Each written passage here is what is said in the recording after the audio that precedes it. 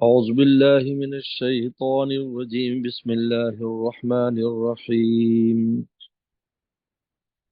ولا تطرد الذين يدعون ربهم بالغداة والعشي يريدون وجهه ما عليك من حسابهم من شيء وما من حسابك عليهم من شيء فتطردهم فتكون من الظالمين.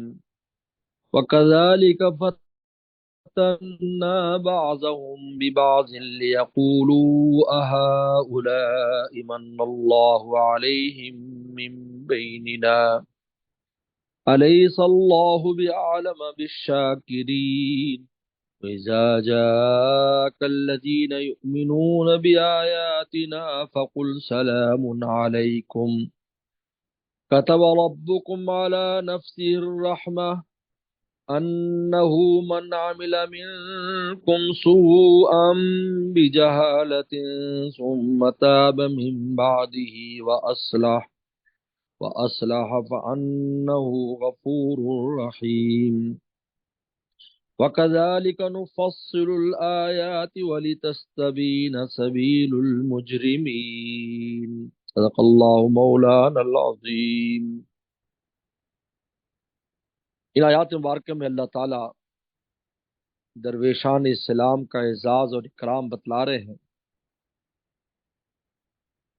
دراصل قریش کے سرداروں نے پیغمبر اسلام سے ایک مطالبہ کیا، جن میں سب بڑے بڑے ابو جہل اور متبا شیبہ سارے شامل تھے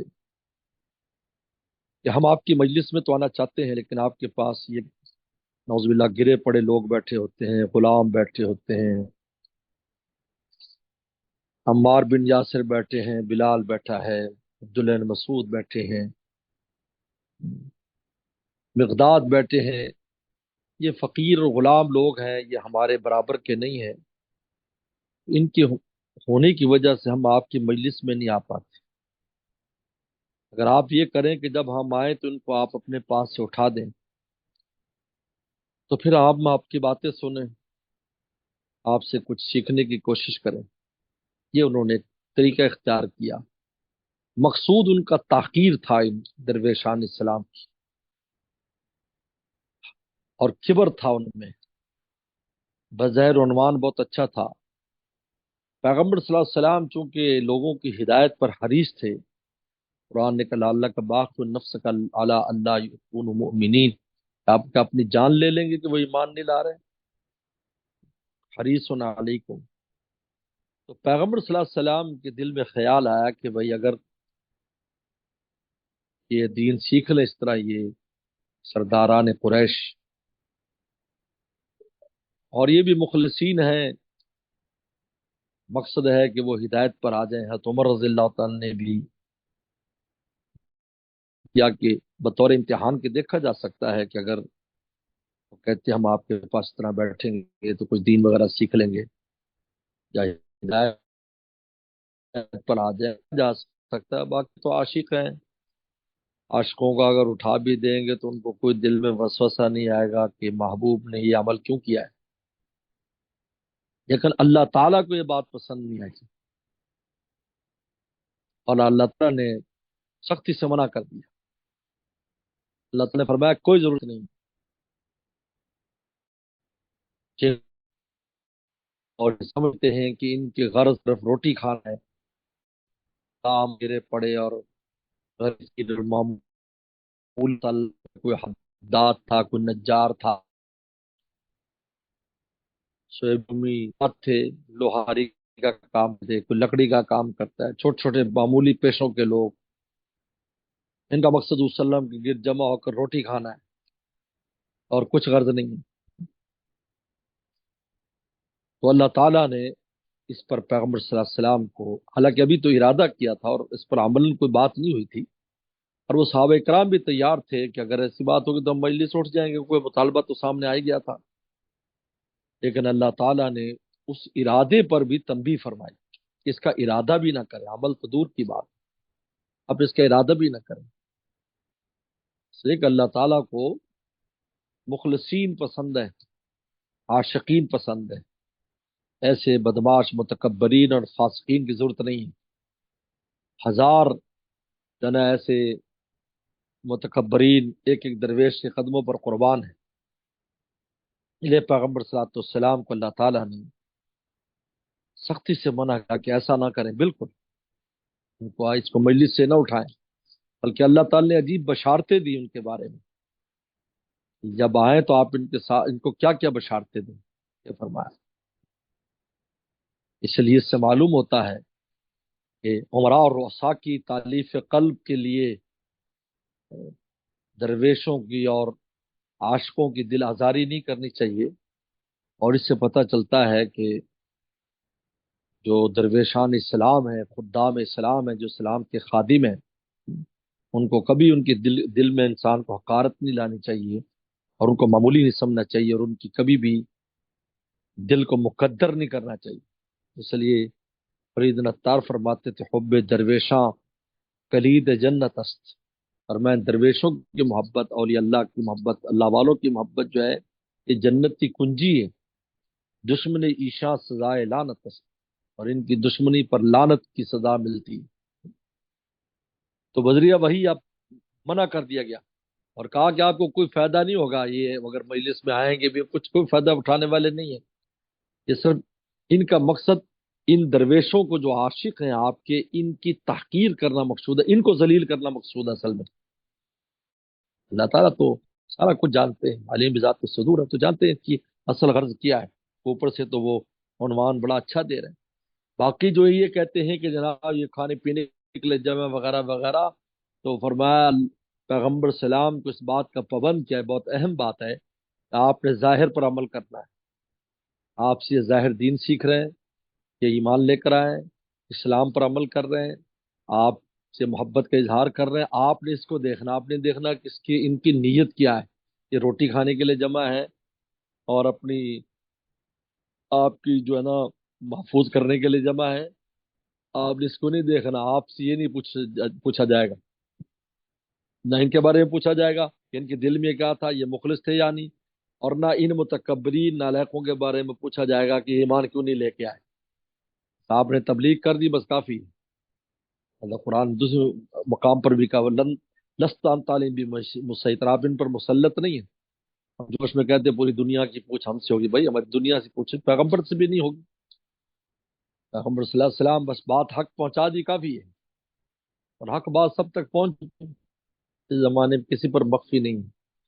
لہذا ہمارا اور آپ کا کام ہے اپنی وسعت کے مطابق کام کریں، اور ان کو اہمیت دیں جو دین سیکھ رہے ہیں۔ اس لیے میرے شیخ فرمایا کرتے تھے شافعی رحمۃ اللہ علیہ، اہل محبت کو ترجیح دو۔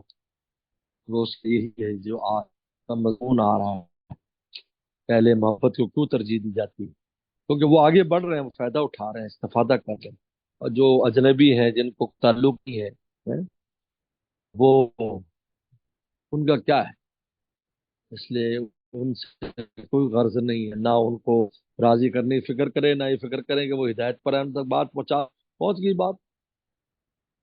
ہر آدمی اپنا خود ذمہ دار ہے۔ اللہ تعالیٰ نے ان میں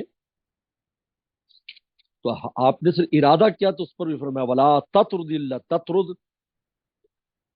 کہتا ہے کسی کو یعنی مجلس سے نکال دینا، کسی کو دھتکار دینا، کسی کو دور کرنا، گو اوے کر دینا، جو دور ہو جاؤ۔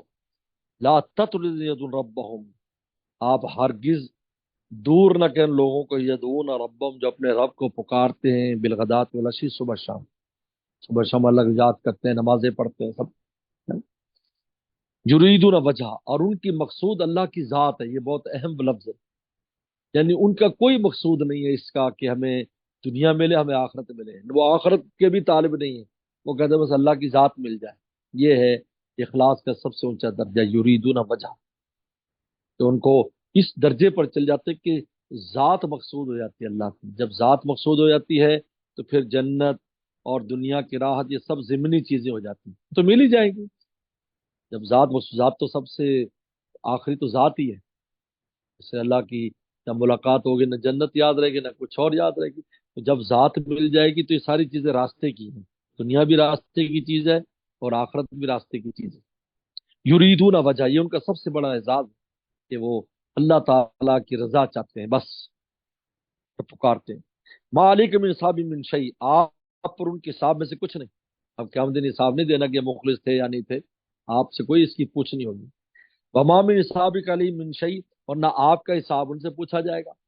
فتطردہم، بس اگر آپ پھر کہ آپ ان کو دھتکار دیں، فتکون من الظالمین، تو آپ ظالموں میں سے ہو جائیں، نا انصافوں میں سے ہو جائیں گے۔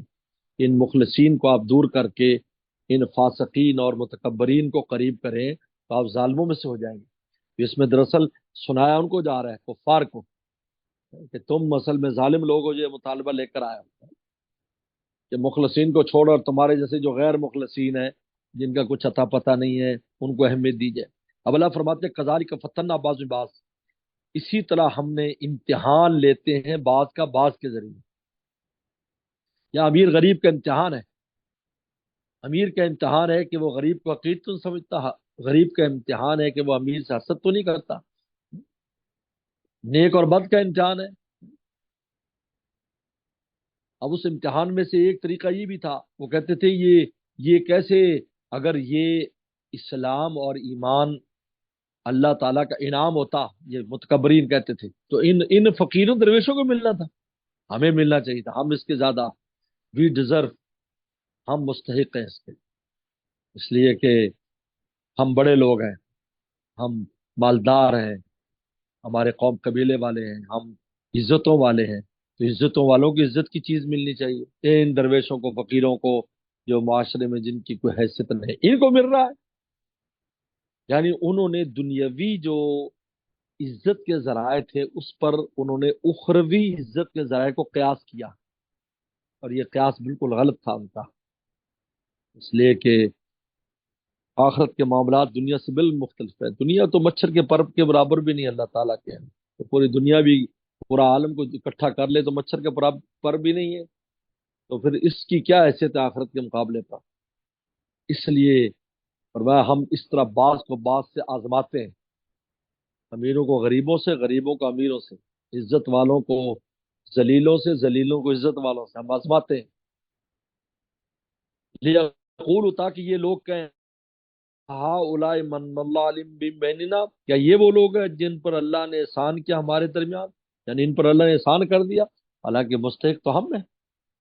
سے پیغمبر اسلام بارے میں کہا کرتے تھے کہ یہ طائف اور مکہ کے سردار کسی پر نبوت کیوں نہیں آ گئی، اس پر آ گئی، یتیم پر آ گئی۔ اللہ فرماتے ہیں علیہ صلی اللہ علیہ بالشاکرین، کہ اللہ تعالیٰ شکر گزارنے والے، شکر گزاروں کو نہیں جانتا، کہ اللہ تعالیٰ شکر گزاروں کو زیادہ نہیں جانتا۔ اللہ تعالیٰ کو پتا ہے میری اس نعمت پر کون شکر ادا کرتے ہیں، رات دن شکر ادا کرتے ہیں درویش، اللہ ہمیں اسلام کی توفیق دی، تم تو ناشکرے ہو، ہوگا کافر کا معنی ناشکرا ہے۔ اتنی بڑی بڑی نعمتیں تمہیں، عزتیں دی، تو تمہیں تو چاہیے تو وسلم کا سب سے پہلے تم ان کے قدموں میں آتے ہیں۔ تم اپنے تکبر میں وہ نعمتیں جو ذریعہ شکر تھی ان کو تم نے ذریعہ کبر بنا لیا۔ تو لہذا اللہ تعالیٰ جانتے ہیں ہمارے شکر گزار بندے کون سے، ان کو نعمت دیتے ہیں۔ لہذا آخرت کی نعمت جو اس کے سب سے بڑی نعمت ہے ایمان اور اسلام کی، وہ ان کو دے دی، اور رسول اللہ صلی اللہ علیہ وسلم کی ذات کے ساتھ تعلق اور محبت نصیب کر دیا۔ اب اللہ تعالیٰ فرماتے ہیں کہ اب آپ نے کیا کرنا ہے، تو یہ تو ختم ہو گیا، بس متکبرین کو چھوڑے، ان درویشوں کو اپنے ساتھ رکھیں، انہیں پیار کریں۔ اب جب یہ آپ کے پاس آیا کریں تو اب بشارت دے رہے ہیں، وَإِذَا جَاءَكَ الَّذِينَ يَدْعُونَ بِآيَاتِنَا، جب آئیں آپ کے پاس وہ لوگ جو ہماری آیات پر ایمان لاتے، فَقُلْ سَلَامٌ عَلَيْكُمْ، تاکہ تم پر سلامتی ہو، یعنی ان کو سلام کریں، انہیں سلامتی کی بشارت دیں۔ سلام کی زبان مبارک سے سلام، اللہ اکبر، دنیا اور آخرت کی سلامتیوں کا ضامن ہے۔ اس لیے انسان جب بھی روز اقدس پر حاضر ہو اور سلام کرے تو پھر آپ جو وعلیکم السلام آگے سے کہیں گے، بس اس میں آپ کو سب کچھ مل گیا، اب ہر سلامتی اس میں مل گئی، اور کیا چاہیے؟ اس لیے وہاں لمبی چوڑی معروضات کا وقت نہ ملے تو اس تھوڑے معمولی وقت کی ناقدری نہ کرے، آپ کی زبان بار قرآن کا کیا کرے، السلام علیکم، کہ تم پر سلامتی ہو، بس السلام علیکم کہا تو سب کچھ مل گیا ان کو۔ لہٰذا جب آئے تو ان کو سلام کریں۔ کتب علی نفس الرحمہ، اللہ تعالیٰ نے، تیرے رب نے اپنے اوپر رحمت لکھ دی ہے، یعنی اب پر واجب کر لے کہ ان پر رحمت کرے گا، ان لوگوں پر رحمت کرے گا۔ یاد اس رحمت کا جو نیکی کریں گے ان کو تو بہت ملے گا۔ ایک رحمت کا یہ بھی اثر ہے کہ اگر ان سے غلطی ہو جائے گی تو ان کو معاف کر دے گا۔ سبحان اللہ، یہ کتنی بڑی رحمت ہے کہ خطا کاروں کو معاف کر دے گا، اور جو نیکیاں کرنے والے ہیں ان کو نوازے گا، خطا کاروں کو معاف کرے گا۔ اس لیے اللہ اکبر، کتنا پیاری بات جو ہے وہ غالباً مولانا رومی نے کی ہے کہ درد مندان گناہگار روز و شب، جو گناہگار ہیں، درد مندان گناہ جو درد رکھتے ہیں، اللہ کی محبت بھی رکھتے ہیں لیکن گناہ ہو جاتا ہے، اس کے لیے کیا ہے؟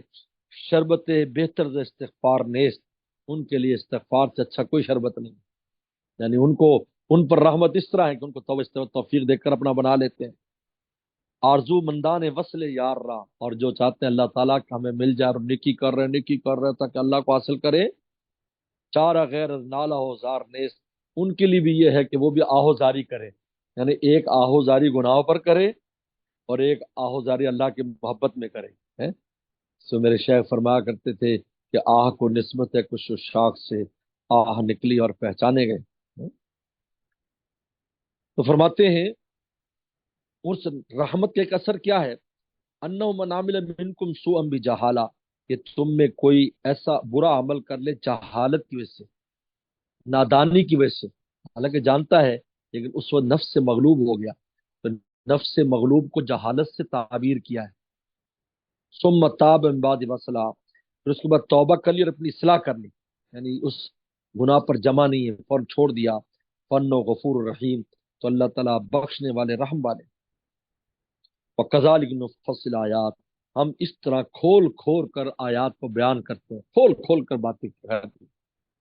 وَلِتَسْتَبِينَ سَبِيلُ الْمُجْرِمِينَ، اور واضح ہو جائے مجرموں کا راستہ، یعنی ایسے کھول کر آیات کی ہدایت کا راستہ بھی، اور مجھے راستہ بالکل کھل جائے، ایسے ہم نے واضح کیا ہے۔ اب عمل کرنے والوں پر ہے، جس پر جو آئے گا ہدایت کے راستے پر آئے گا اللہ اس کو ادھر کھینچ لیں گے، اور اگر شر اور جرم کے راستے پر آئے گا تو اس کو ادھر دھکا دے دیں گے، جیسے قرآن میں دوسرے کو فرمایا من اما من آتا واتقا وصدق بالحسنى فسنيسر لليسرى، ہم جنت لے جائیں۔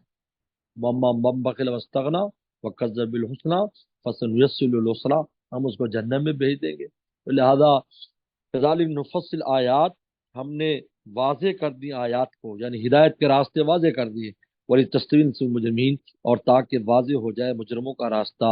تو دونوں راستے واضح ہیں، اب عمل کرنے والوں پر ہے کہ وہ اس پر، جس پر بھی عمل کریں گے وہی راستہ اس کو خدا تک پہنچا دے گا۔ اس میں اب حق و باطل میں کوئی اشتباہ نہیں ہے، دونوں بالکل ممتاز ہیں دونوں راستے، جو جدھر چلے گا اللہ تعالیٰ اس کو ادھر ہی چلائیں گے، اور ادھر ہی اس کے مطابق اس کو جزا دیں گے یا سزا دیں گے۔